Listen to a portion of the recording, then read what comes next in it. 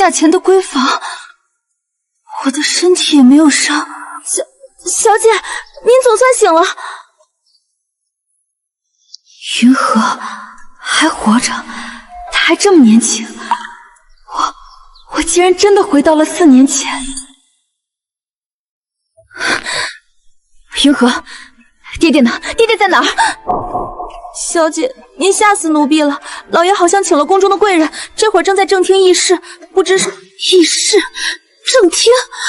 我想起来了，就是这一天，为了见裴婷，偷溜出府，意外落水。高少昏迷时还念着她的名字。裴婷，救我！爹爹，我要见裴炎。如果不嫁给他，女儿活着还有什么意思？哎，青青啊，他心里没你。这门亲事本是为父给你精挑细选的稳妥人家，你何苦如此啊？既然婉清你想要，爹爹便是拼了这辈子的功勋，舍了这身军功，也要替你求来这道赐婚圣旨。只要你别再寻死觅活了。前世他以上交兵权为代价，替我这个不孝女求来那道和太子的赐婚圣旨，从此在这京城的1亩3分地里凄清的熬过了余生。等我知道这一切，早已弥补无路，后悔无门。带我去正厅！这一世我万万不能再遭从前的覆辙，我绝不再入裴炎的火坑，绝不！小姐，你慢点，您的鞋还没穿好呢。爹爹，不要入宫！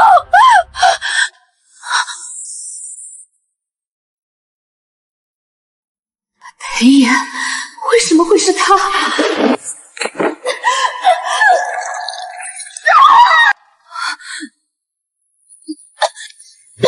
爹爹请的贵人，不是与我有婚约的那位，而是裴炎吗？难道还是晚了一步？爹爹已经入宫求了赐婚。青青，你并未痊愈，跑这么急做什么？臣女知殿下到访，失礼闯入，请殿下恕罪。起来吧。陆将军，姑不请自来，冒昧了，请勿怪。只是陆将军派人入宫，邀请云恒来陆府商谈婚事时，姑恰好也在，也是奇了。以前只当陆家小姐尚未婚婚，云恒也一直在外打仗，竟不知他们2人何时居然有了婚约。裴云恒，所以爹爹请的人不是别人，而是裴云恒，所以不是因为赐婚来的。但我跟谁有婚约，与他有什么关系？他为何要用这种语气说话？殿下言重了，云恒这孩子是在末将麾下一刀一枪拼出来的，他骁勇善战，智勇无双，末将心中确实对他颇为欣赏。其实便只是末将从前在军中打仗时，见他实在出众，便跟他口头许了亲事。因为当时在边关，双方尚未正式交换庚帖，所以这事儿严格来说也算不得正式婚约。因此这桩私下的约定，京中并无人知晓。若不是我经此一遭，我都不知道爹爹在外打个仗，竟然还能随手给我找个妇娟。哦，这么说来，今日请云恒过来，便是要正确透着危险，便是要正式定亲了。所以，陆小姐，你愿意嫁吗？他到底是什么意思？前世他为了秦桑桑，不惜将我踩进泥潭里，现在他管我做甚？是在试探我，还是又在羞辱我？云氏满门忠烈，朕心甚统，特赐云家遗孤黄姓为陪，收养于宫内，享皇子之尊。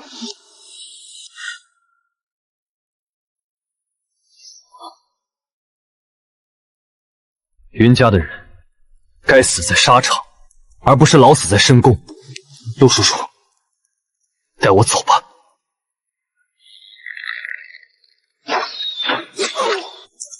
哈哈哈哈哈！好小子，你爹泉下有知，定会为你骄傲。若老夫能有你这样的女婿，此生无憾。原来爹爹眼中最稳妥的人选，一直是他。青青，既然你为了太子连命都不要了，爹爹不逼你了。明天我就请云衡过来，把这婚约取消了。哪怕被天下人唾骂陆家背信弃义，爹爹也保你去嫁你想嫁的人。原来爹爹今日请他来，是为了替我取消婚约，不曾想这一切竟然被裴燕误会成了定亲。既然你误会了，那就定亲吧。裴云衡惯着皇姓，又与爹爹有师徒之情，他才是保全陆家、保全爹爹的最佳良配。能嫁与云衡将军这般的少年英雄，是臣女几世修来的福分。瞬间平静如古井出惊人的眼眸中，臣女100个愿意。愿意，也是。从前陆小姐心悦于孤，纠缠到不可自拔的地步，闹得满城风雨，皆知陆小姐毫无节操。这京城的名声啊，早坏透了。京中那些体面的公子，只怕没人愿意迎娶。倒是云衡你，久居沙场，远离京都，不知底细。陆小姐嫁给你，倒也真是合适的很。京中痴缠他的女子多如过江之河，为何他偏偏对我如此恶劣？恶劣到连我嫁给别人，他都要跳出来踩上一脚。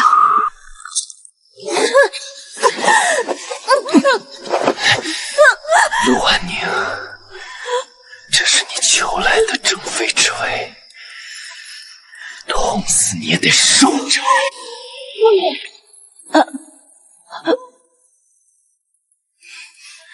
桑桑有了身孕，见不得这些脏东西。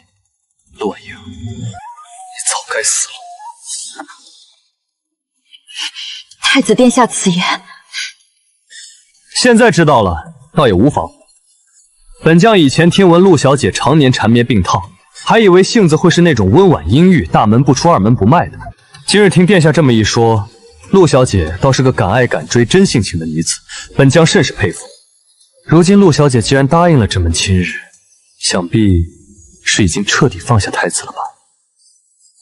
太子殿下，从前是臣女胆大包天，是臣女不知羞耻，竟敢对殿下生出痴心妄想之心。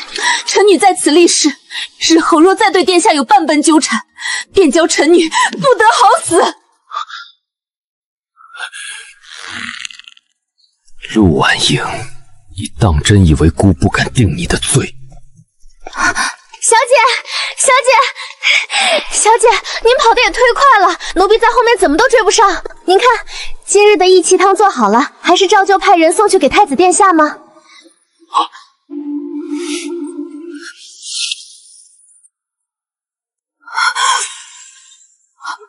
我怎么偏偏把这茬给忘了？前世的我当真是疯魔了，每日不顾身子，雷打不动的差人往东宫送汤。如今这汤倒成了戳穿我誓言的铁证。那不是小姐天天盯着厨房熬的益气汤吗？小声点，小姐刚发完誓说再纠缠太子就不得好死，这下撞枪口上了。哦，益气汤。陆小姐，你刚才说若是再纠缠姑便如何？陆小姐嘴上的博爱母和手里做出来的事情，还真是让姑难以信服啊。殿下，小女高烧数日，神志未清，这丫鬟也是个糊涂的，殿下何必？陆将军，姑在问你的好女儿。陆婉莹，你天天差人往姑的东宫送这等冒补药，如今当着你未来夫婿的面，你倒是给姑解释解释，这汤是送给谁的？殿下，您怕是自作多情了。云衡，你什么意思？婉莹知道本将常年在边关打仗，身上落了暗疾，所以前几日便跟本将说，要特意为本将熬制益气补血的汤药。殿下，这本是臣与未婚妻之间的闺房之乐，臣成婚后天天都要喝的，怎么到了殿下嘴里，倒成了送往东宫的了？裴云衡，你当姑是傻子吗？你刚才说这汤要送去给谁？奴婢，殿下何必为难一个奴婢？以前臣女眼瞎，错把榆木当珍珠，确实送错过几回。殿下位极人臣，东宫什么珍稀不要没有，想必也瞧不上臣女这粗鄙之物。婉晴说的对，殿下身份尊贵，怎好意思跟臣抢一碗妇人熬的药汤？陆婉晴，你真以为姑稀罕你这碗破汤？殿下不稀罕，那是最好。好，很好。想来他以为我会跟之前一样先向他低头，重来一次，我再也不会这样。陆小姐既然愿意嫁，便好好嫁。青青，青青，你还好吗？爹爹，我不太好。青青，快穿太医！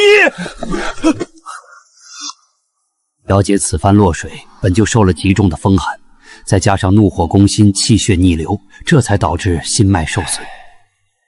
老夫方才施了针，虽说暂时压制住了伤势，但接下来的日子万万不可再受任何刺激了。是，多谢秦大夫，奴婢记下了，定会好好守着小姐，绝不让外人来打扰。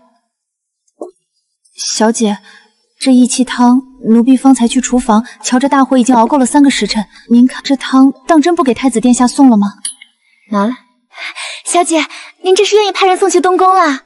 我说拿来，我喝。啊，小姐，您自己喝。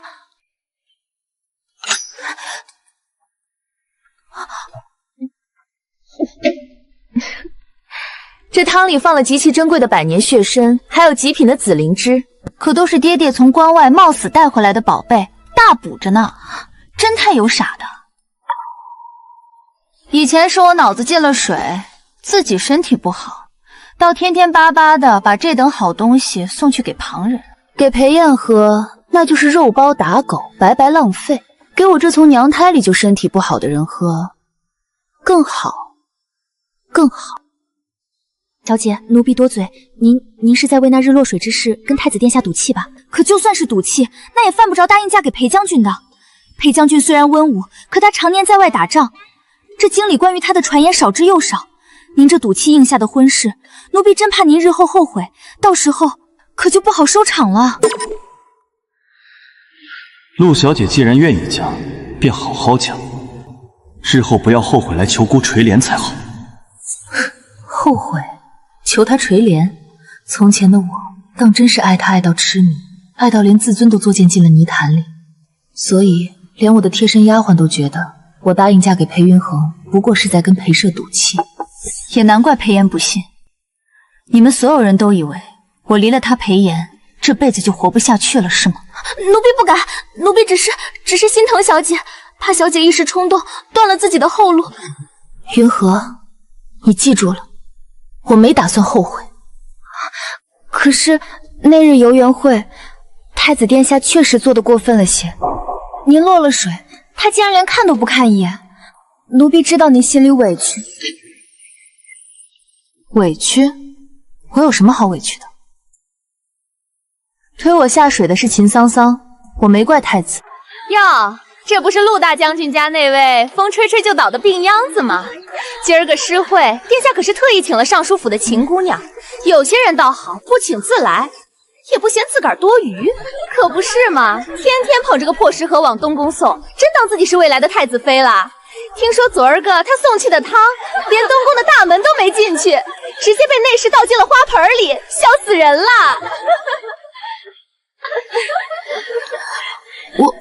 我只是听说殿下这2日胃口不好，这才……姐妹们，快别这么说，陆姐姐也是一片痴心，对殿下关怀备至，我瞧着都感动呢。陆姐姐，来，我扶你往池塘边站站。殿下的轿辇一会儿就从这长桥上过，这儿地势好，你站近些，手里的汤药，殿下一眼就能瞧见。多谢你，桑桑。快看，太子的轿辇到了，殿下朝这边看过来了。去死，病秧子！救命！三子，救我！天哪，陆姐姐，你怎么这般不小心？快来人啊！可是这池塘底下水草太深，大家千万别盲目下水，免得搭上性命。快去叫东宫的侍卫，快去！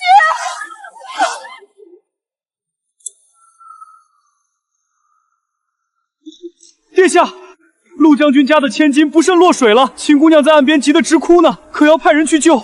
桑桑就是太善良了。陆婉莹这女人为了博取姑的关注，当真是连投湖做戏的戏码都使出来了。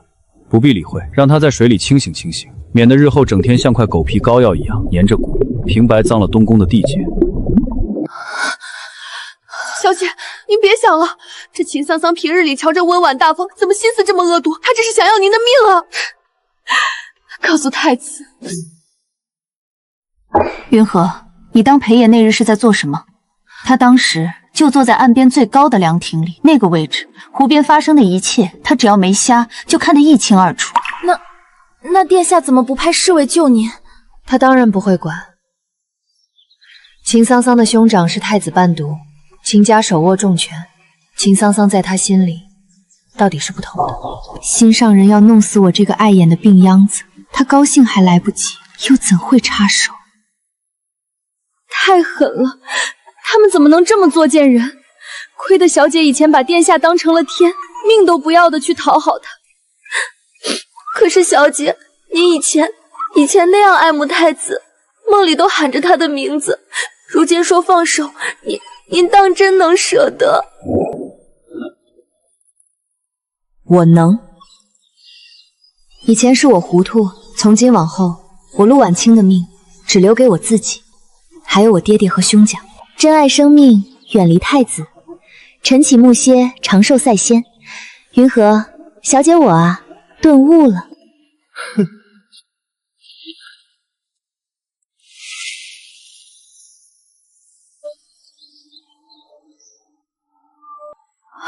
裴云航。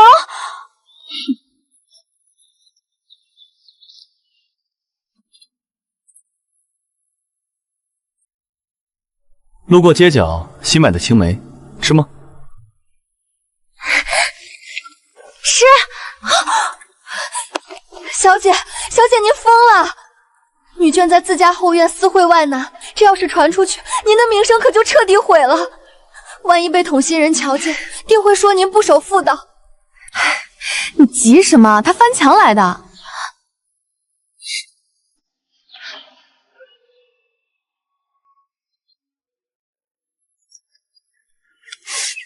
真酸，不过倒还带着一丝清甜，真开胃。5日后，我便带人来陆府下棋。请听，今日我翻墙过来，是特意来给你最后一个反悔的机会。你可想好了？等我5日后带着聘礼登门，这婚事便在京城过了明路。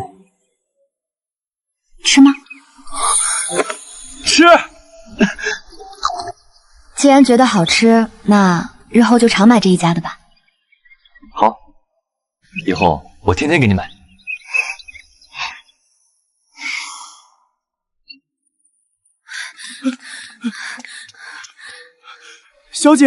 小姐不好了，出大事了！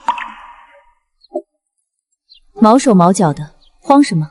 不是的，小姐，是东宫，东宫刚才派了人来送了这封请帖过来。太子的生辰宴，我真是变糊涂了，把他的生辰忘了。不过真是奇了，前世我求而不得的请帖，今生他居然主动送上门来了。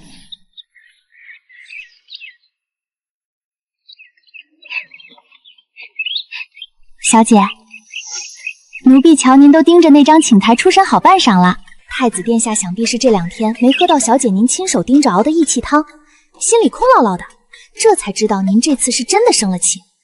这请帖啊，哪是什么生辰宴的邀请，分明就是殿下放不下身赞，特地向您低头示弱呢。小姐，您这招欲擒故纵使得可真高明，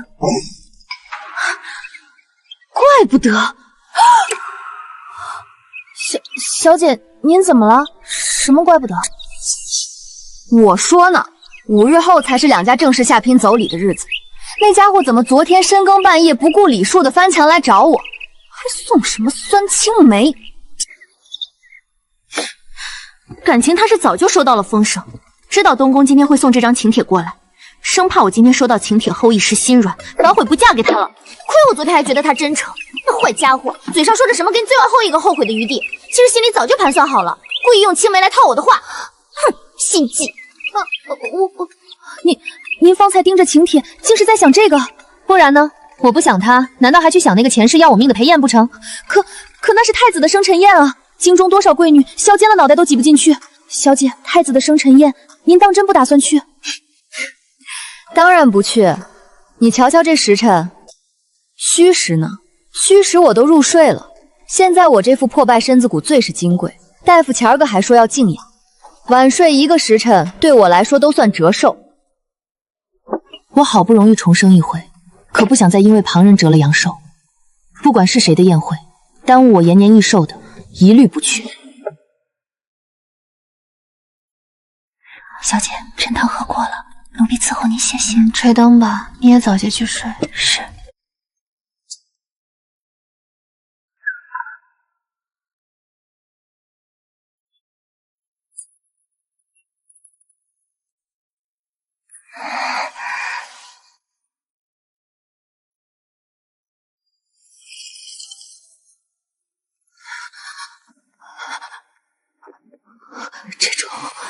这种感觉，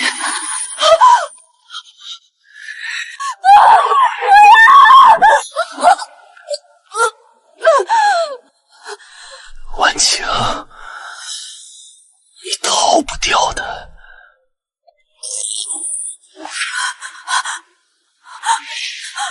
云河，救！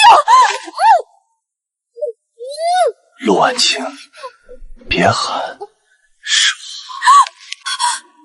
裴炎，他怎么会在这里？他怎么敢半夜潜入我的闺房？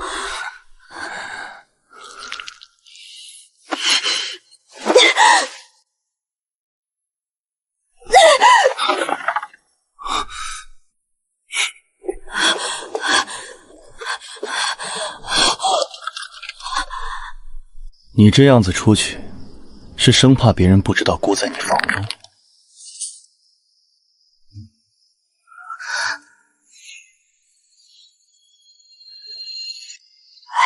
你刚才听见小姐屋里有什么动静没有？我怎么隐约听见有人喊了一声救？你听错了吧？这深更半夜的哪来什么动静？八成是小姐落水受惊，又在屋里演出了。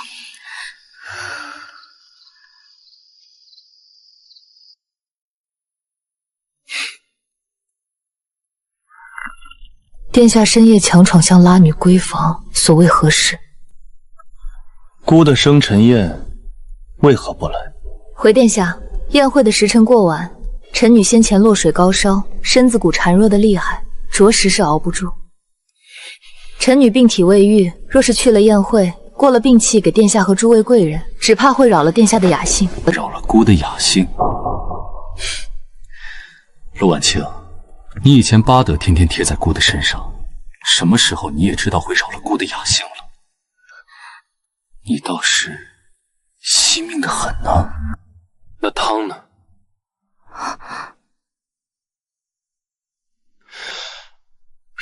你已经2日未给姑送汤了。真是莫名其妙。前世整整3年，我为了讨他的欢心，一日不落的差人将亲手熬制的益气汤送往东宫。可他哪怕是有一次，哪怕是喝过一口，今天也轮不到他站在这里，用这般理所当然的语气来质问我。殿下说笑了，臣女过些日子便要正式定亲了，如今已是有了婆家的人，再与殿下送汤，若是传扬出去，与理不合的。请。今日时辰也实在是晚了，孤男寡女共处一室，传出去恐伤了殿下的清誉，还请殿下早些离。定亲，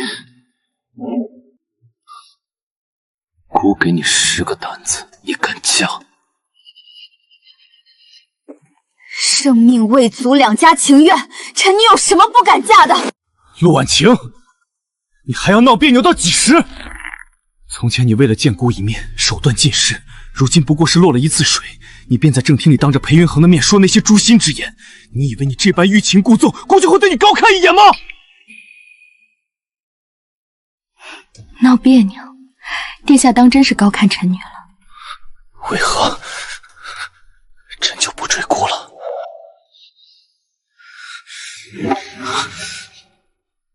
为何不追了？这个问题，他怎么有脸问得出口？他不是烦我烦得紧吗？不追不是正合他意。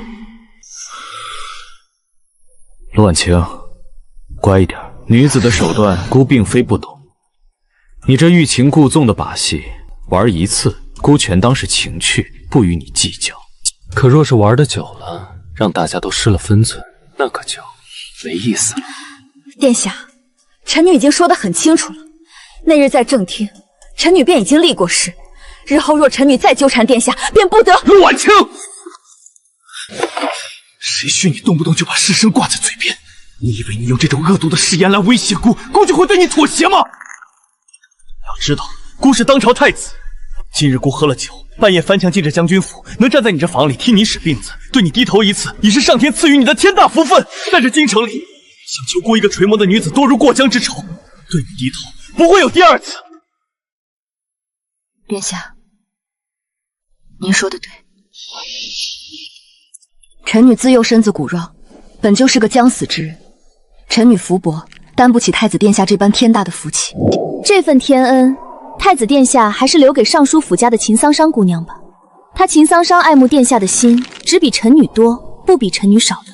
您那东宫的正妃之位，您那夜夜留宿的恩宠，留给她才是最妥帖的。我说的是真心话，殿下，臣女是真的1000、10000个真心希望，你能毫无名门闺秀的端庄，只有能和尚书府的秦桑骚姑生生世世锁死在一起，千万别再放出来惑旁人。陆婉泉，你放肆！你竟敢拿桑桑女！我放肆？殿下，臣女是真的不懂，您整日里脑子里都在想些什么？京城上下谁人不知，您把秦桑桑视作掌心宝、心尖血。当初我爹爹不过是疼惜我，在朝堂上提了提旧日婚约，您便觉得是我陆家挟恩图报，用军功逼着您娶我这个病秧子。您心里憋着气，恨不得我去死，好给您的秦姑娘腾位置，不是吗？您没有吗？那日游园诗会，秦桑桑借着人群推搡，把我推进湖里，您就坐在那高高的灵亭上，冷眼看着我在冰水里挣扎，连片衣角都不舍得让侍卫湿了。如今我如了您的愿，我放手了，我主动退让了。没有我这个病秧子在中间拦路，您娶您的心上人不是顺理成章，皆大欢喜吗？您不赶紧早早的准备聘礼，把秦姑娘风风光光迎娶过门去，好生甜蜜，整日不顾身份，深更半夜来趴臣女的院墙。殿下，您不觉得您这行径实在是荒唐又让人恶心吗？陆婉晴，你生不出孩子，占着这太子妃的位子也是白占。这药可是殿下亲自吩咐熬的，你若不喝，便是抗旨。殿下，妾身是您的嫡妻，你为何要这般作践我？桑桑心思单纯，绝不会害你。你若不识抬举，姑不介意让陆将军在边关分分心。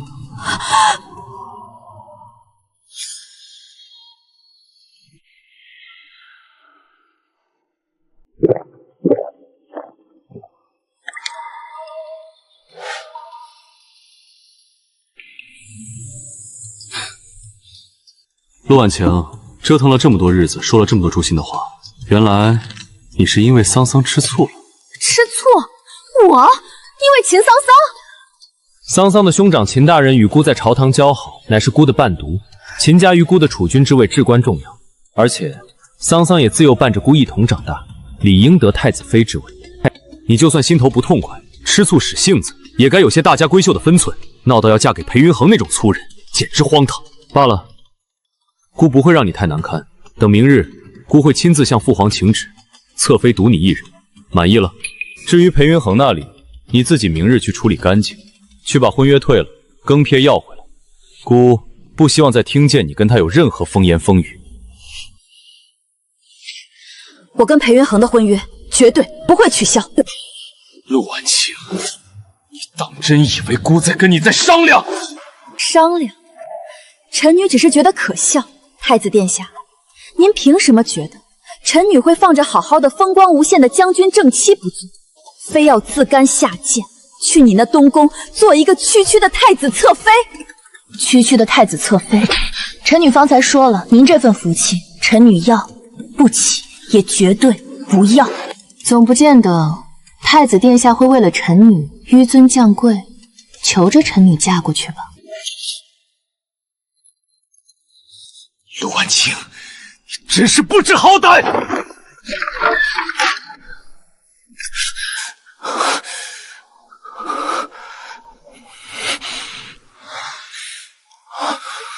殿下，您这是怎么了？可是那陆小姐又不知好歹，惹了您生气。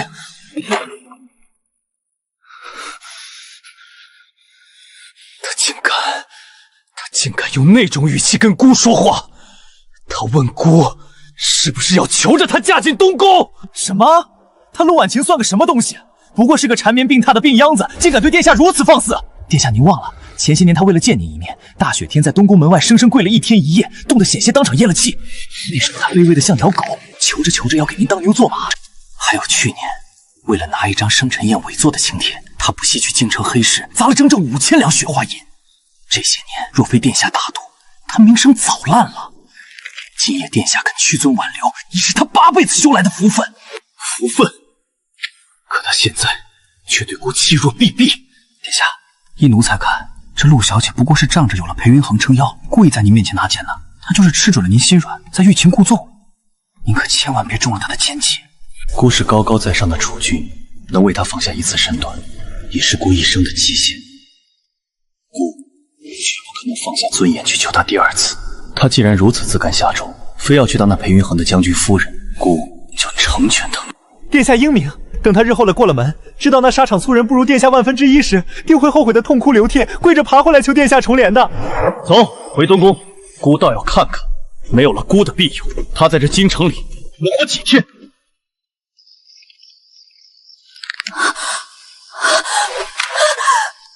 走了，终于走了。刚才那一瞬间，我真的以为他会像前世那样，疯了般把我掐死在这张床上。看着娇娇如若，风吹就倒的人，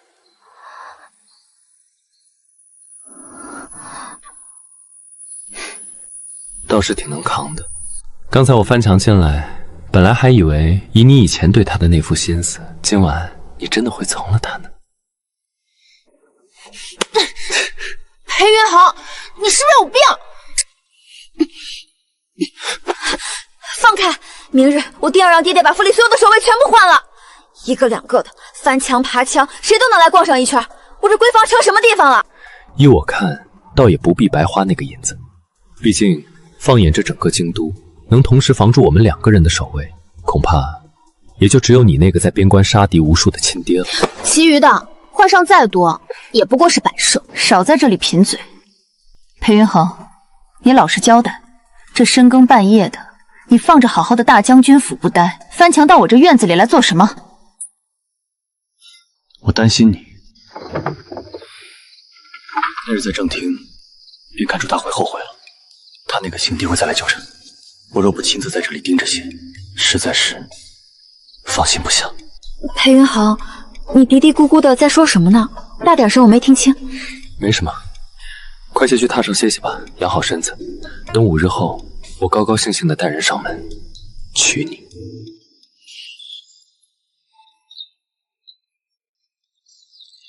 动作都轻点，这些红绒衫和老参都是小姐要泡滋补茶用的，千万别磕碰了。小姐，外头又传开了，自打那天夜里之后，太子殿下就没再露过面。奴婢听外头采买的小厮说，殿下这几日可是勤快得很，这脚步啊，几乎天天都往秦尚书府里挪。云禾，你呀，只瞧见了儿女情长，却没瞧见这京城里的风云变幻。裴燕那个人，我最是了解，他偏执阴狠不假，可他更是一个玩弄权谋的高手。你只看到他去秦家是见秦桑桑，我看到的却是秦家身后的万重权柄。秦家不就是个尚书府吗？秦桑桑的哥哥现在手里攥着的是什么？那是大梁的铸币权，那是全天下钱财的出入口。再看他爹秦尚书，吏部之首，管着大梁所有官吏的入免迁徙。娶了一个秦桑桑，就等于把都城的钱袋子和官帽子都稳坦荡地攥在了手心里。有了这2样，任凭哪个皇子想动他的太子之位，都得掂量掂量自己有没有那个命。不得不承认，在选择权谋之路上，裴燕从来都是最清醒的。他是做君主的最好人选，却唯独不是良配。小姐，你难道不担心吗？外头都在说秦姑娘快要入主东宫了，若是她成了太子妃，日后怕是……云禾，给我诊病的太医那天是怎么交代的？你难道忘了？大夫说要小姐少思少虑，延年益寿第一宝，少管闲事，不过脑。对于那些没打算再有交集的人，多想1分，都是对寿命的浪费。我有这功夫，不如多研究研究下一贴滋补方子怎么配才更好喝。小姐，您这顿悟的也太彻底了些。奴婢原还准备了好多劝您宽心的话，现在倒好，全憋回去了。憋回去好，省得费口舌。快去瞧瞧大厨房那儿炖着的雪梨燕窝好了没？那可是我这一上午的念想。是，奴婢这就去。只要小姐您心里舒坦，比什么都强。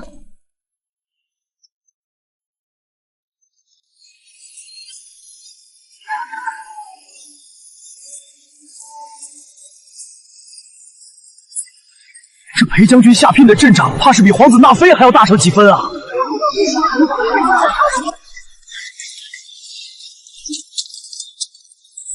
可我数着呢，这一箱抬进去都快100多担了，那陆府的院子怕是都要摆不下了。这陆家小姐名声虽然，可这位裴将军倒是真舍得下血本啊！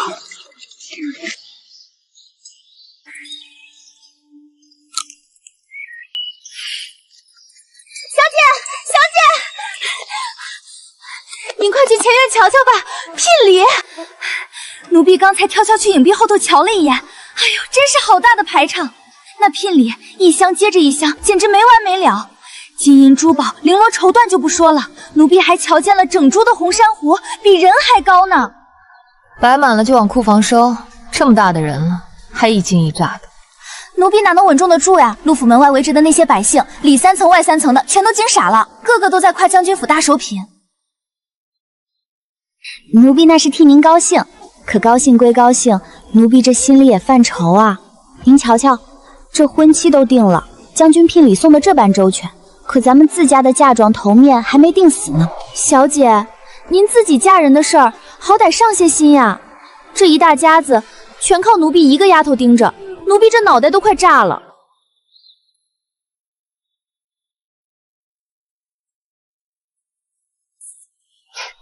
知道了，管家婆，上，明天我就上新城吗？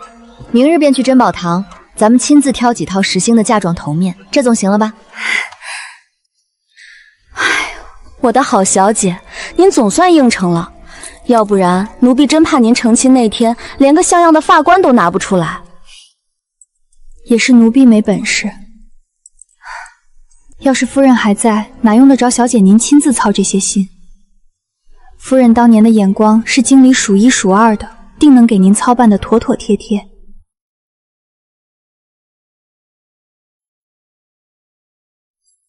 是啊，娘走得早，这屋里终究是少了支柱。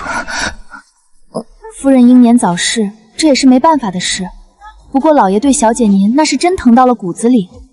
这些年，老爷虽然带着2位少子常年驻守边关打仗，可心里时刻惦记着您呢。老爷那是怕娶了姨娘进门，小姐您会受那些弯绕绕的委屈，干脆就这么单着，守着您一个人。爹爹疼我，我自然是知道的。正因为如此，2个兄长不在，爹爹又在那位面前。既然陆府没个能管事的主母，成亲这桩大事，总归得我自己张罗。陆家虽然现在只有我一个女儿在京，但门面绝对不能丢。云禾，明日叫管家备车，咱们去珍宝坊，不仅要挑最贵的，还要挑样式最压得住台的。我不能让爹爹在边关丢了脸，更不能让旁人看轻了咱们将军府。哎，奴婢这就去吩咐管家，小姐想通了就好，咱们就是要风风光光的。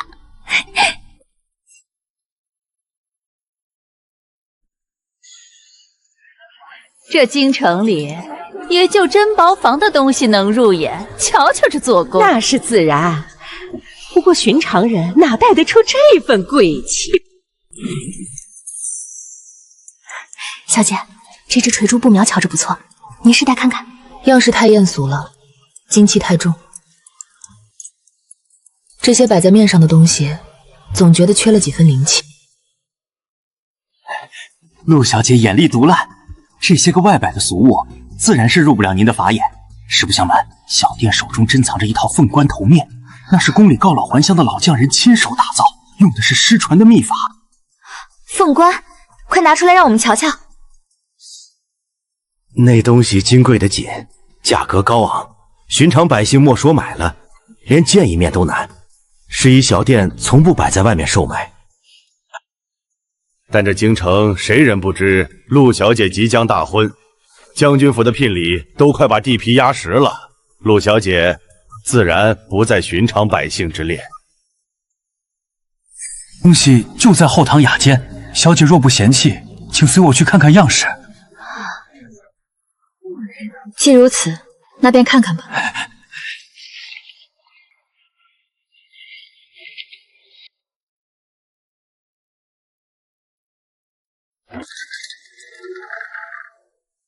陆小姐，里面请。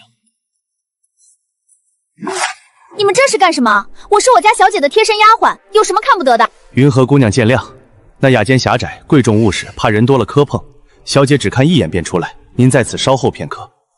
伙计，给云和姑娘上最好的雨前龙井。这，云和，你在门口等我，我去就回。那小姐您快点啊，奴婢就在这守着。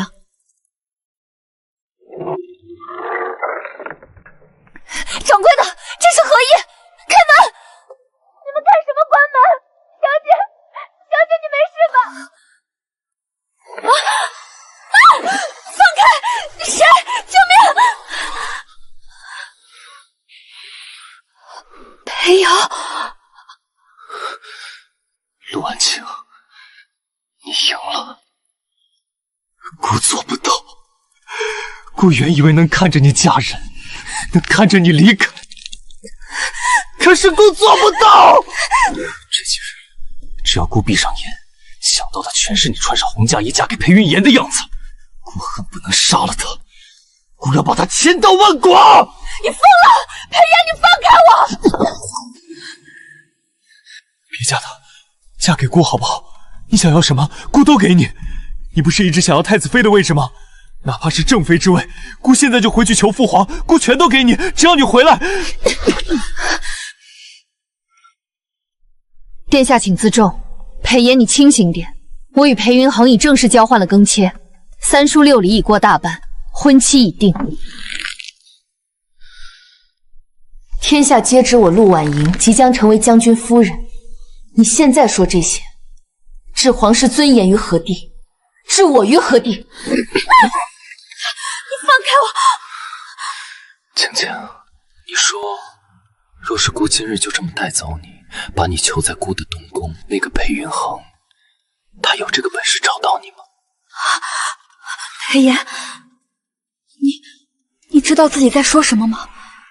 你疯了！你这是在强抢民女，你是大梁的太子！姑一直知道自己在做什么，姑清醒得很。晴晴，听话，把心收回来，离裴云恒远一些。姑可以不计较你跟他定亲的事，姑可以当做什么都没发生。只要你乖乖回到姑身边。就是这种窒息感，我躲了2辈子，终究又碰到了。殿下，求你，这是你求来的位子，陆婉清，既然要占着这正妃的名头，你就得给姑守着。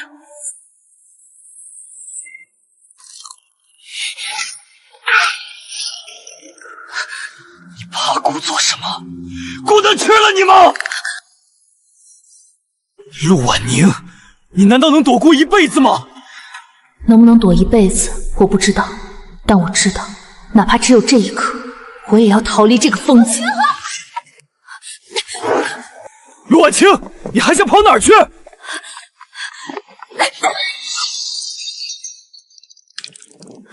别过来，裴爷，你再往前一步，大不了同归于尽。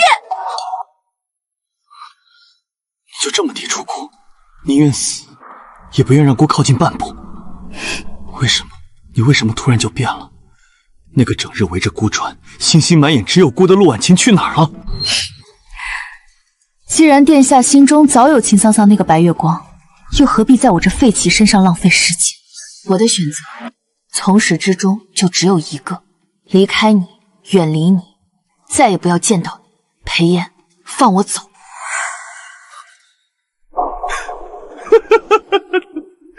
放你走？又是这句话！陆婉清，你除了这句话还会说什么？为什么前世今生你都要逃？刚刚说什么？前世今生？难道说他也跟我一样，他是重生的？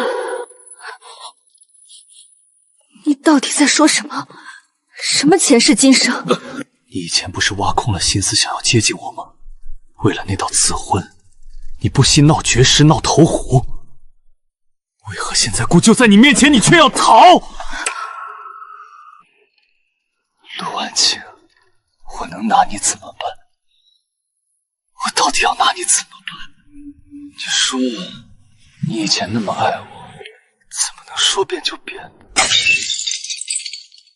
婉清，他的称呼竟然都从姑变成了我。陆婉清，你真狠啊！这一世，我躲过了父皇的赐婚，我处心积虑的周旋，不再恨你，不再怨你，甚至想方设法的在父皇面前替陆家说话。我真的是想放过你的。我想着，只要这一世我不娶你，你便不会像前世那样死在我的冷宫里，死在我的怀里。可当我意外知道你爹竟偷偷给你跟裴云恒订了婚约的时候，我慌了，我整个人都快疯了。我明明笃定你这辈子除了我谁也不会嫁，我告诉自己，你只是在跟我闹，只要我来了，你就会像以前一样扑过来，所以我跟着来了。我甚至不要皇家的体面。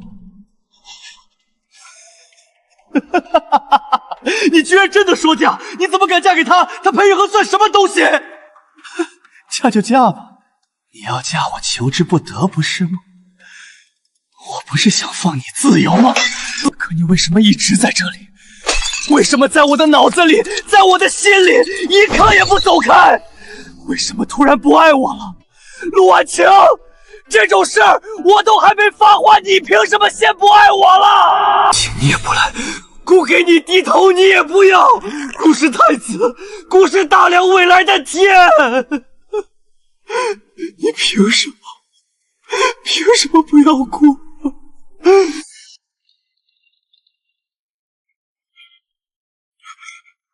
不要姑！婉晴，小姐，吓死我了！婉晴，有没有伤到？我没事。我没事。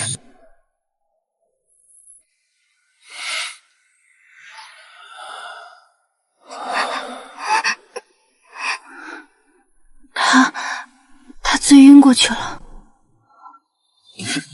别看，脏了眼，算他晕的早，不然今儿个我便是拼着这将军之位不要，也真能把他打到晕。切，说的就跟真的一样。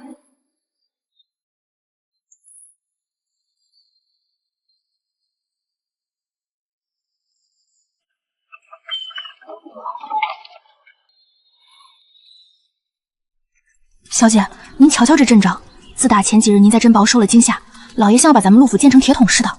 爹爹是真的被吓坏了，他不仅是怕太子，更是怕我再出一点闪失。属下参见大小姐，老爷吩咐，小姐出房门3步，必有8人随行。退下吧，我就在院里走走。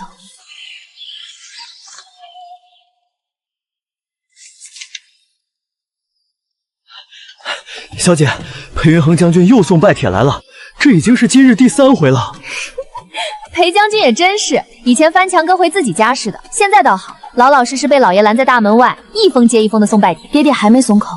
回姑娘，老爷说将军诚意还不够。老爷说，未出嫁前，男女不可私会。裴将军正在门口咬牙切齿呢，说是再不让他进来，他就要带兵来攻门了。当然是玩笑话。让他进来吧，就说是我求爹爹的。是，属下这就去。哼，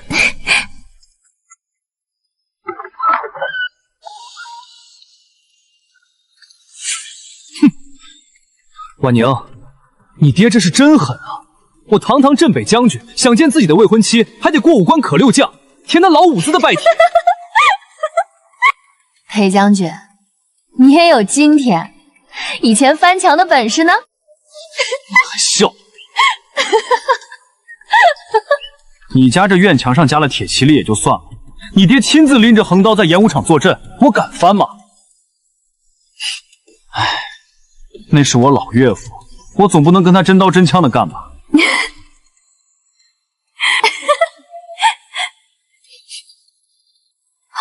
笑吧，都给你记在账上，等成了婚，看我怎么收拾你。到时候日日给你买最酸的梅子，酸的你求饶。好啊，那我就等着裴将军的酸梅。裴燕那种人，得到的一定要得到，他一定会动手的。小姐，想什么呢？明天就是大婚了，大喜的日子可不能再愁眉苦脸的。没什么，只是觉得这嫁衣太沉了。是啊，这可是裴将军请了京城最好的绣娘，熬了无数个通宵才赶制出来的。小姐，您看这金丝走线，多美啊！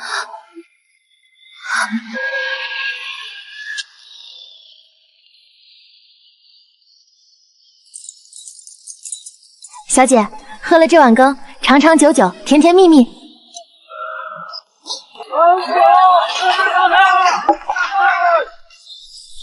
走吧，该出发了。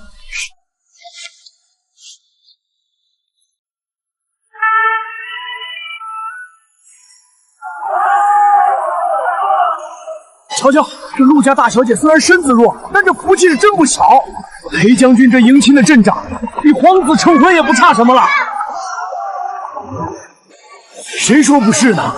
当初都传他痴恋太子，如今看来，还是裴将军这等实诚人才是良配。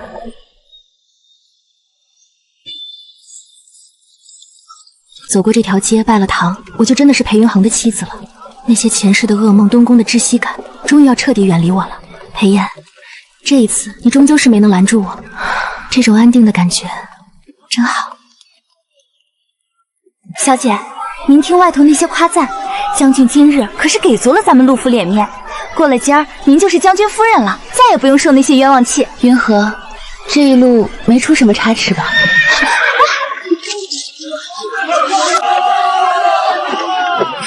太子殿下，今日乃臣大婚之喜，您带着千兵挡在路中央，这是何意？裴炎，他到底还是来了。小姐，陆小姐，这身嫁衣当真鲜艳的夺目。裴炎，你想干什么？杀马了！太子殿下在将军大婚这天杀马了！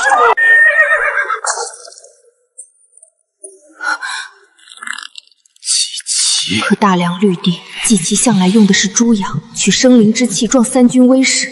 可裴炎杀的是马，他在诅咒这一仗有去无回，更是要在我的婚礼上见血。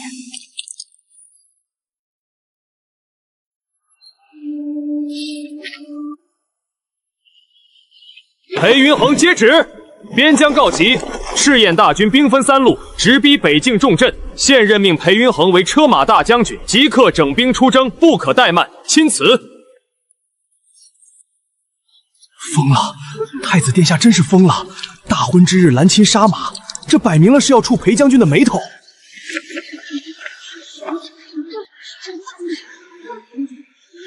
谁说不是呢？杀马祭旗，马可是凯旋的象征啊！他杀了马，这不是咒裴将军有去无回吗？嘘，小声点儿！你瞧太子的眼神，他现在哪里还在乎名声？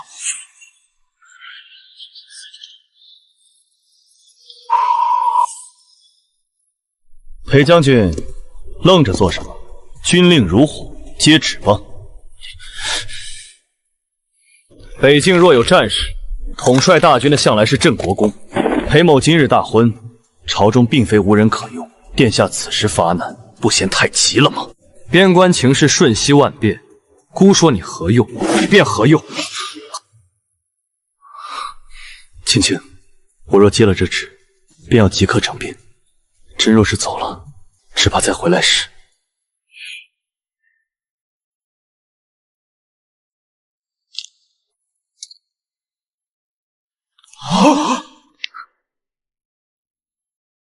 裴氏夫妻2人接旨。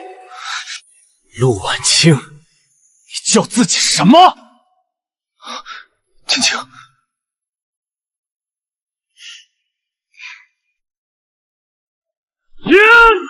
边关情势危急，百姓安危为重。赤焰大军入臭，我大梁将士当守土有责。既然圣旨已接，天地已见，我陆婉英便是你名正言顺的裴夫人。夫君只管上阵杀敌，莫要挂念后方。妾身会在京中，在咱们的将军府，等夫君凯旋归来。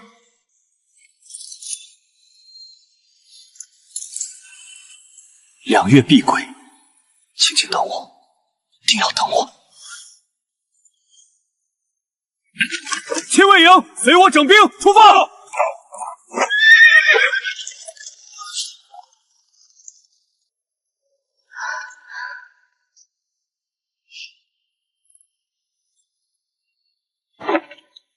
夫人，末将奉将军之命护送您入府，请上轿。小姐，不，夫人，咱们快回府吧，这地界不干净。裴将军不愧是国之栋梁，为国上沙场，当真是义薄云天。只是可惜，连这新婚的娘子都抛下了。陆将军若是知道了，不知该如何心疼。如此深明大义，孤甚感激。今日长街混乱，裴将军既然走了，这护送之责便由孤亲自送陆小姐一程吧。陆小姐，裴将军都接旨被自称夫妻了，太子怎么还叫陆小姐？这你还不懂？太子这是明摆着不认这门亲。哎，裴将军一走，陆小姐的日子怕是难了。大胆！竟敢对太子殿下如此无礼，还不快快让开！哼！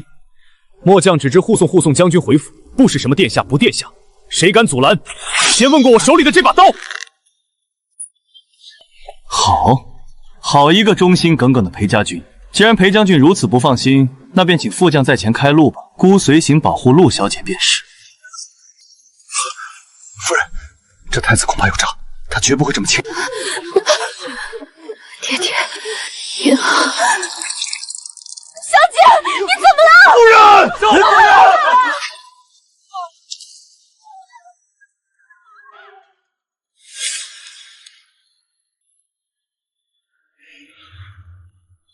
姑，我本不想做到这一步。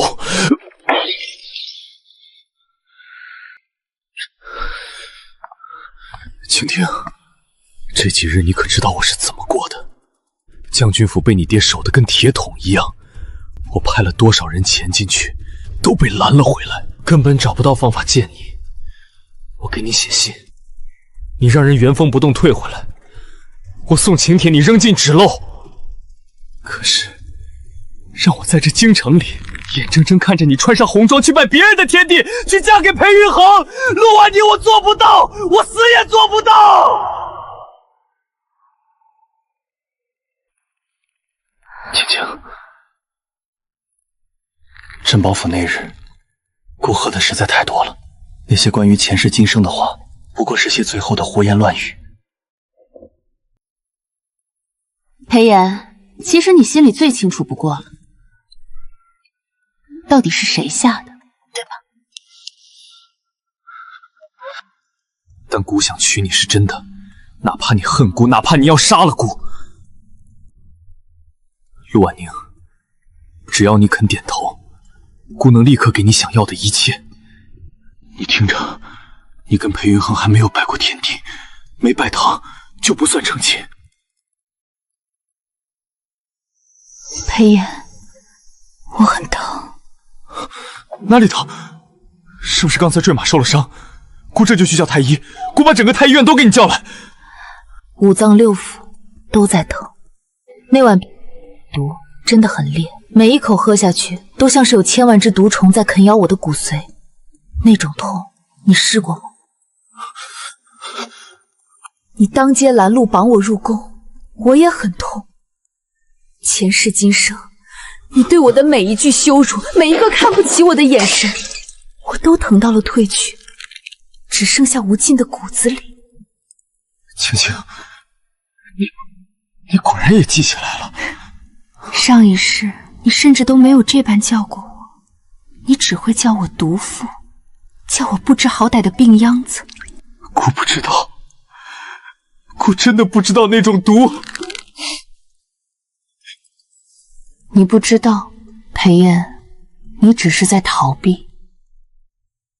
你不敢承认，是因为你心里清楚，如果你真的想查，没有什么是你查不出来的。你只是不想查，不想面对罢了。怎么，殿下不敢回答，还是说事到如今你还想替他遮掩？其实殿下不回答，我也知道答案。上一世毒发的那一刻，我就在你怀里。陆姐姐，这可是殿下特意吩咐熬的。他说他不想看到任何带有你陆家血脉的孩子出生，免得脏了这东宫的地界。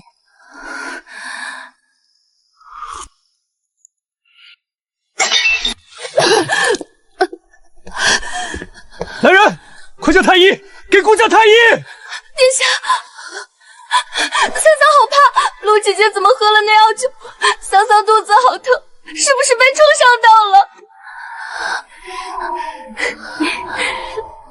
这屋里的药味和血腥气太重，冲撞了本宫腹中的小皇孙。把这些没用的瓶瓶罐罐都扔了吧，人也早点处理。毒不是你下的，对吧？临死前，我瞧见了你眼底的震惊与惊慌，你匆忙喊下人的样子，甚至让我生出过一种错觉，你是在乎我的。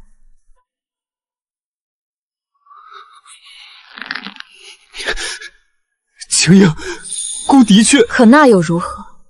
那毒药，除了那个怀了身孕、着急除掉我好给自家孩子拍路的秦桑桑，还能有谁？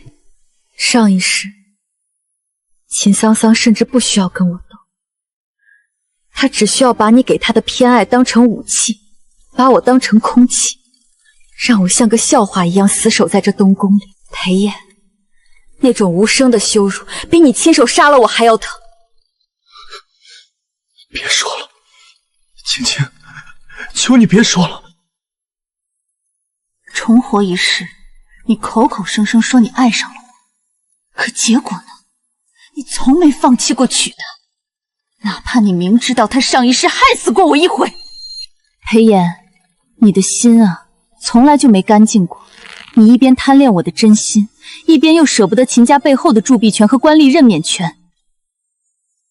你这种所谓的爱，让我觉得恶心。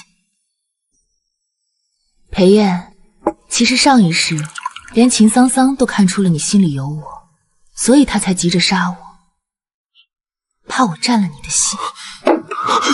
可笑的是，连敌人都看清了，你这个当事人重生了一遭，却都还不愿意承认。别碰我！其实你也没错，你只是从没看得起我过。姑从未看清过你。你有，正因为你看不起我，所以不管我上一世如何解释，如何卑微的想弥补，甚至求你和离书放我走，你都不信。你只是一味的仗着我爱你，便觉得可以高高在上，随意的羞辱我、践踏我。你觉得我陆婉英离开了你裴燕就什么都不是？裴燕，上一世你囚禁了我3年，让我像条狗一样死在东宫，那算是我横刀夺尾的代价，算我活该。可是我已经用命还你了，上一世的陆婉清已经死在那碗毒药里了。这一世，你还要再囚禁我几个3年？还是说，殿下一定要看我再死一次，你才肯罢休？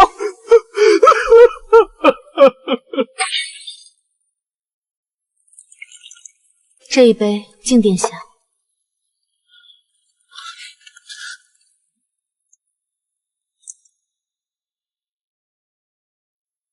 陆婉晴，姑已经在改了，姑已经在对你好了，你再等等姑，好吗？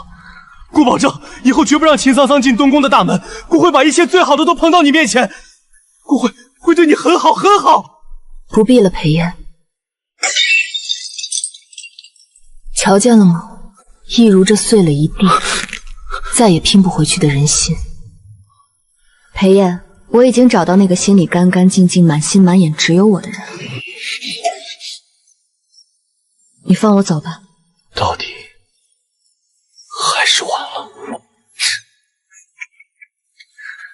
走吧，趁姑还没有因为这份悔恨彻底发疯，离姑远点儿，越远越好。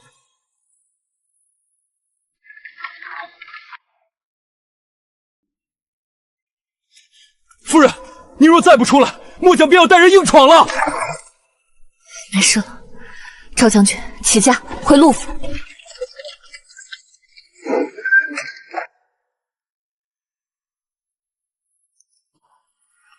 小姐，外头风大，回屋等吧。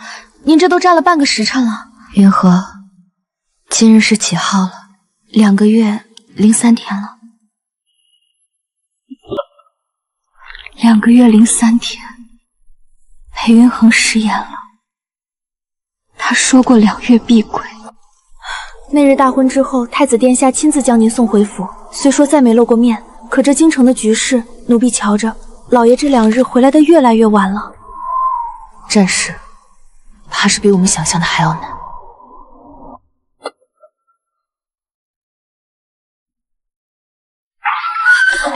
爹爹，可是前方有消息了，云恒他……青青，战况吃紧，赤焰大军在北京设了伏，云恒的人马被困在狼烟谷。被困？那援军呢？荆州为何迟迟不派兵？兵部那帮老狐狸一味的推诿，说什么粮草不济，分明是要生生耗死云恒。我已向陛下请缨，明日一早，我便与你2位兄弟一同启程，私自调动驻扎在3省的旧部精锐，前去驰援。遵命。青青，你放心，舍了老夫这条老命，爹爹定也将云恒平安带回。你独自留守京城，切勿胡思乱想，万事由陆府的暗卫守着。爹爹，青青，你胡说什么？女儿也要去。爹爹，他是为了我才接的那道旨，他生死未卜，女儿在京城一刻也坐不住。女儿既然是他的皮夫人，他在哪儿，我就在哪儿，求爹爹成全。青青，你要去可以，但必须答应爹爹，一旦到了前线，凡事听你大哥二哥的，绝不可擅自行动。即便是云恒真的回不来了，你也得跟着爹爹平平安安的回大梁。爹爹放心，女儿一定惜命。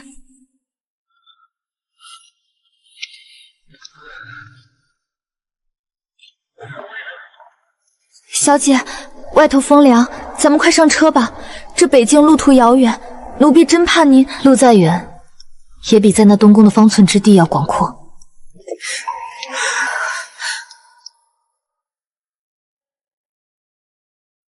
青青，别看了，是他去求了陛下，又在爹面前跪了半个时辰，保证会护住将军府，爹才敢带你走。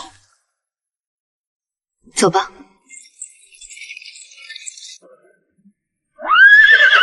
阿颖，出征！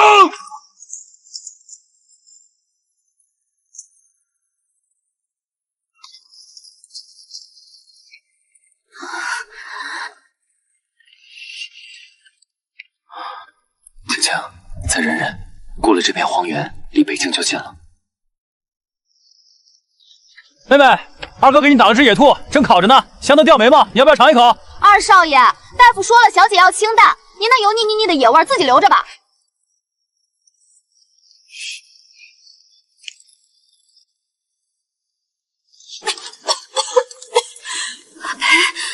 裴云恒呢？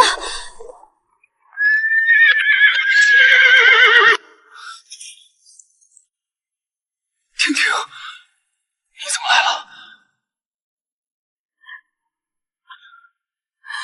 裴裴云恒，你怎么变成这样子？哎，你别哭啊！我这好好的呢，我没受伤，这血都是阉贼的，真的。混蛋！说好的2月必归，你晚了3天。这是什么？腌好的咸梅是吗？哈哈哈哈！吃，娘子给的，毒药我也吃。老夫说什么来着？小姐这身子骨就是那金贵的瓷器，非要来这风沙地受罪。若是心脉再震颤一下，老夫也无力回天了。秦大夫，您多费心，好生用药。青青，再喝一口，就一小口，喝完我给你包咸梅。裴云恒，你这药里是不是放了黄连？怎么这么苦？我当真后悔来了。后悔也晚了，你这辈子生是裴家的人，死是裴家的死人，北境这块地，你定了。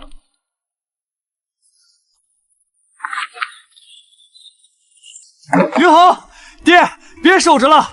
燕贼那帮敌军听说咱们援军到了，这会已经推到虎头关外了。还是爹厉害，那3省的旧部一到，士气涨了一大截儿。那些蛮子还以为咱们快断粮了，结果被打得落花流水。要反攻了吗？哼，欺负我陆家的女婿，当老夫死了不成？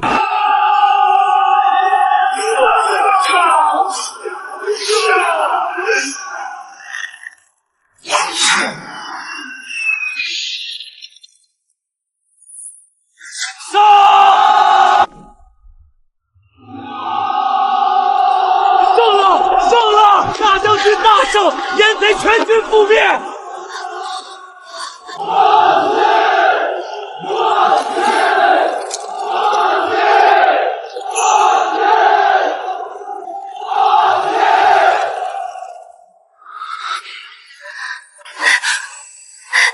贺大将军凯旋，贺大将军成婚。青青，我没食言，我回来了。裴云恒，你这没良心的，知不知道我带了什么过来？咸梅，谁要给你带那个？我把在京城做好的那件嫁衣也悄悄塞在马车角落里带过来了。当真？你请当真随身带着它。既然认准了夫君，在哪儿拜堂，不都是一样的？岳父大人，这仗打完了，这人我今晚就要娶进门，一天也等不得了，连嫁衣晚晴都备好了。好一个随身带嫁衣！臭小子，老夫就知道你没憋好屁，滚去操办！今晚杀牛宰羊，老夫要跟3军将士喝个痛快！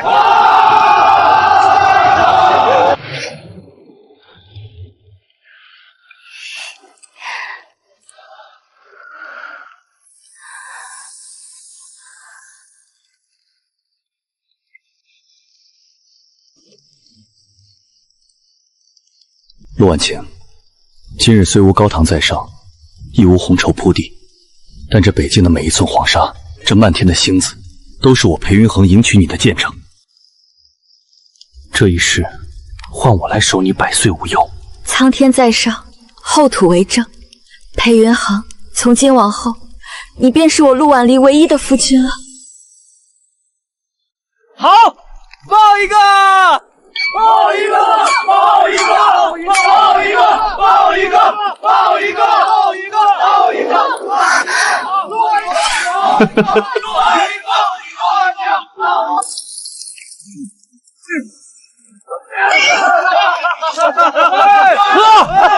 今天谁不醉，谁就是燕贼的孙子。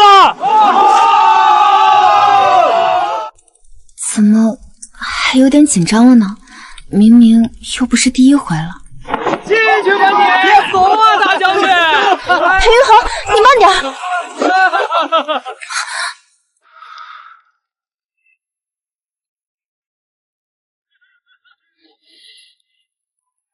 你好重，裴云恒，你要不先去洗把脸，浑身都是酒味。青天，娘子，等下，你到底是真醉还是假醉？娘子说呢？我看你清醒得很。那娘子方才为何不推开我？你重的跟头牛似的，我推得动吗？青青，这2个多月，我每天都在想你。想我想的连胡子都不刮。这要是让京城的贵女瞧见，谁还信你是那位风流倜傥的裴小将军？怕刮胡子的时候刚好错过了你来的消息。裴云恒，你是不是傻？傻。我也想你。轻点，骨头疼。不放，这辈子下辈子，哪怕是阎王爷来勾魂，姑也不放。原来这世上真的有一个人，心里干干净净的装着我。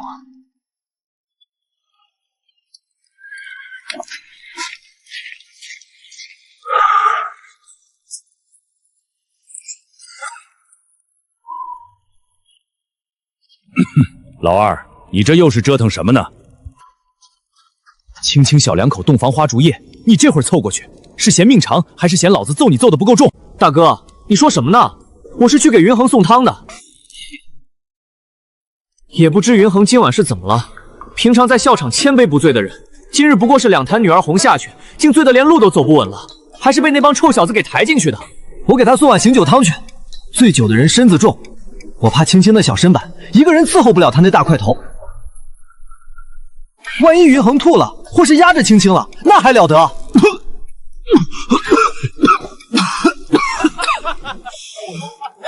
老二啊，老夫现在算是明白了，怪不得你这都20好几了，京城里连个说亲的媒人都绕着咱们家走，你这脑子总也娶不上其实有道理的。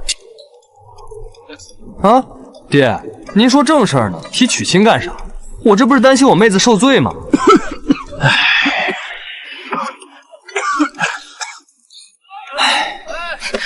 二弟，你记住了，平常云恒是可以千杯不醉，但唯独今晚新婚夜，云恒他不醉不行，懂吗？他必须醉。为什么呀？醉了多难受啊！他以前不是说过喝酒误事吗？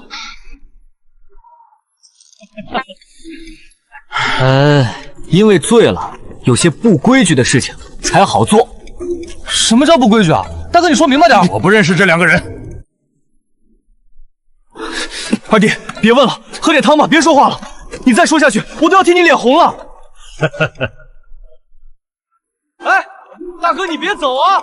什么叫不规矩啊？你说明白再走啊！裴云恒，这个蛮子。云恒，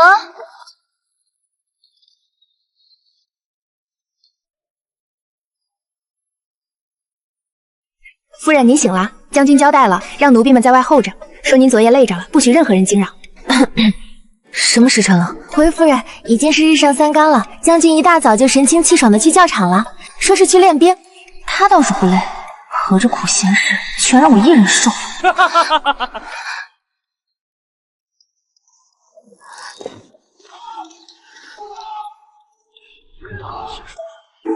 婷婷，你总算出来了，昨夜睡得可好？还行。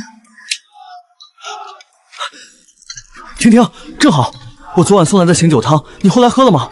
我看你刚才走路腿都打飘，肯定是被云恒那醉狗闹得没睡好。醒酒汤？什么醒酒汤？你瞧，我就说没喝着吧，我昨天晚上特意端来的啊，结果大哥非拉着我不让进，说什么云恒不醉不行。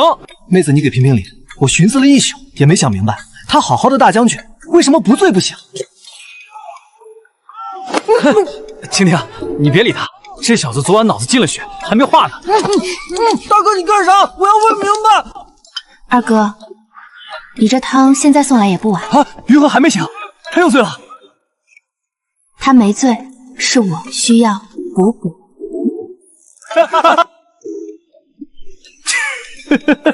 二弟，走吧，别问了，哥教你打猎去。哎，打什么猎啊？我汤还没送完呢。看到陷阱会自己往下跳，而且绝对不会问为什么不自行的猎物。到底啥意思啊，大哥？乱心！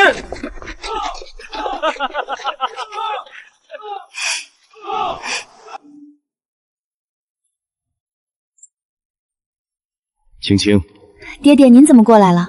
没去跟大哥他们商量拔营的事？云恒那小子新婚头一日，待你可还好？很好。那就好。哼，要是那小子敢仗着在军中是主帅就欺负你，你尽管告诉爹，定要打断他的腿。爹爹放心，云恒他哪里敢呀？在这军帐里，他现在只有被女儿欺负的份儿。好，不愧是我陆家的女儿。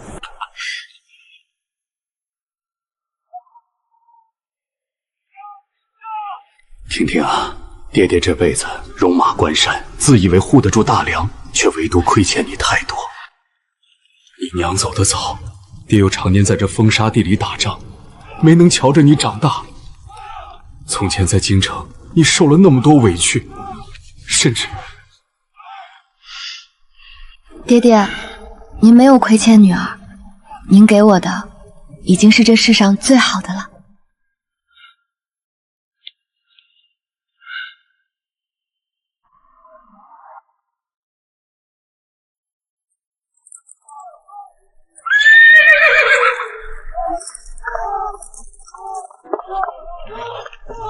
刚去镇上买的，还热乎着。你这一大早天不亮就跑出去巡营，就是为了买这个？昨晚枕边私言时，你不是随口说了一句想吃吗？没眼看，现在的年轻人啊，真是有前途，有前途。裴云恒爹爹在呢，你就不能收敛些？岳父大人这不是已经走了吗？很甜。甜吗？嗯，这种梅子以后每天都要买，不许断。好，不断。要是哪天你忘了，断了一颗呢？断一颗，罚我亲你一下。裴云恒，你这罚的到底是谁啊？分明是占便宜。哎呦喂，将军，注意影响啊！这大白天的，就是末将这眼睛都要被晃瞎了，成何体统啊！大将军，晚上回帐篷去，这儿还这么多人呢。怎么羡慕？有本事你们也娶一个回来啊！将军还明白，将军没羞没臊的。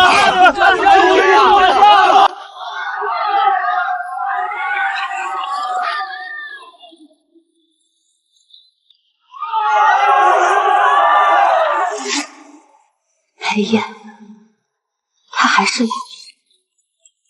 小姐，您瞧见了？他爱在哪儿就在哪儿，与我们何干？小姐，您是不知，这京城天都变了。听说太子殿下在咱们出征后没多久，就把秦家小姐那个什么准侧妃的名分给撤了。听说那秦家小姐当场就哭晕过去了，太子殿下连看都没看一眼呢。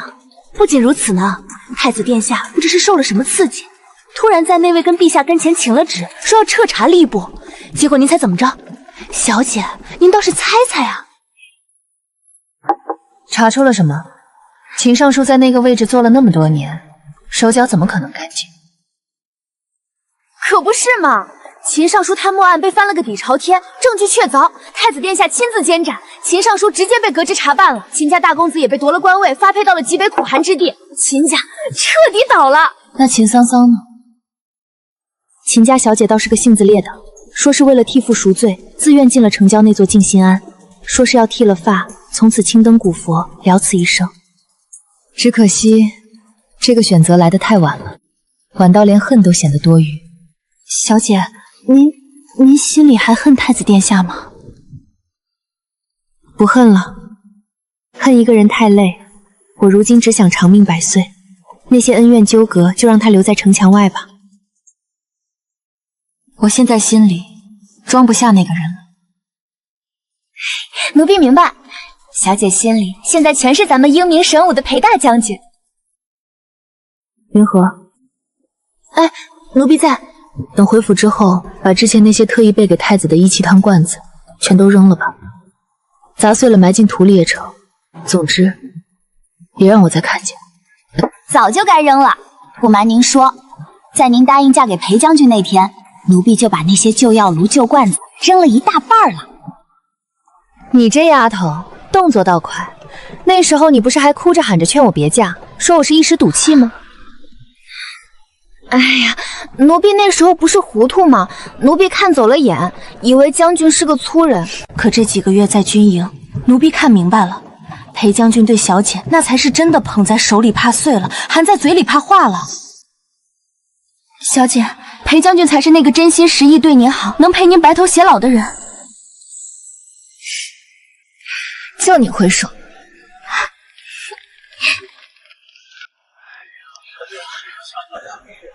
云恒啊，此番北境大捷，你功不可没。朕早就说过，陆青教出来的孩子断不会差。末将愧不敢当，全赖陛下洪福。陆大将军指挥若定，众将士用命，末将不过是尽了本分。赏，通通有赏！谢陛下隆恩，吾皇万岁万岁万万岁！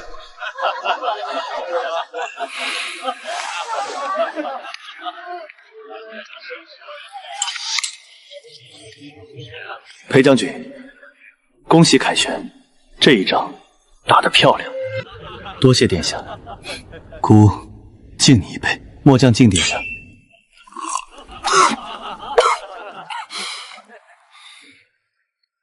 青青，祝贺你。殿下若是醉了，还是早些回宫休息。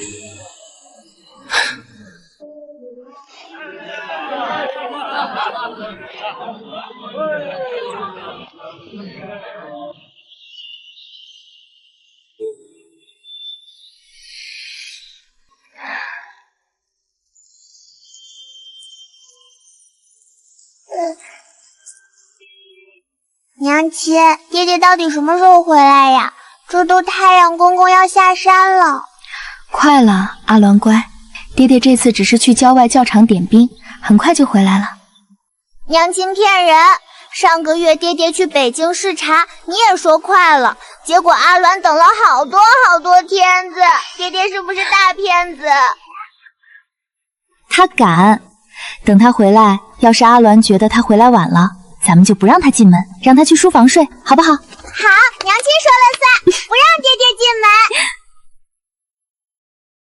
哈哈哈哈。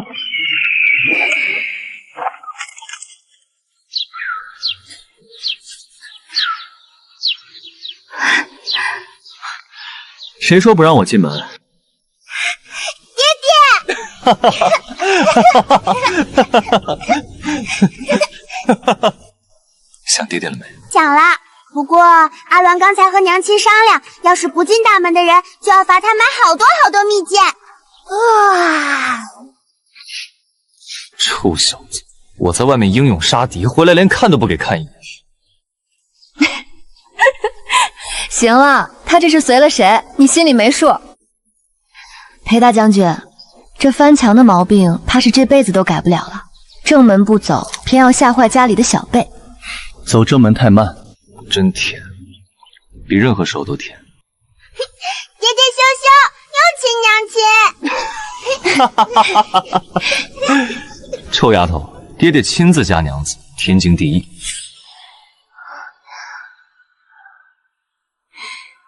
青青，下个月边境安稳，咱们带着孩子们回北京看看吧。想带这俩小宝贝看看，当年他们的爹娘是在哪儿拜的堂，告诉他们，他们娘亲当年为了追随爹爹，可是受了不少苦。怎么突然想回去了？路途遥远，风沙可大着呢。苦倒是不觉得，能看着你平安归来，在哪儿拜堂都是一样的。